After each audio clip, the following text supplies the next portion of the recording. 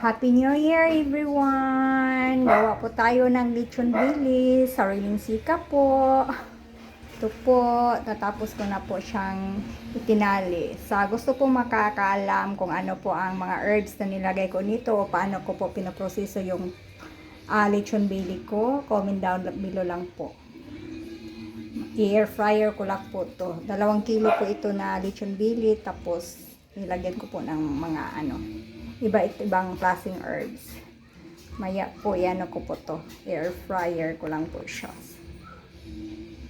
Grabe siya guys, ka-crunchy. Tapos, grabe ka lambot. Humo guys, tanan crunchy o humo kayo. Wow.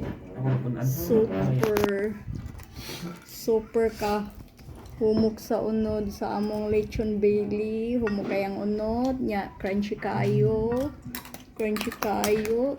tagang na ay naibog. Grabe siya ka crunchy og kala humok sa unod.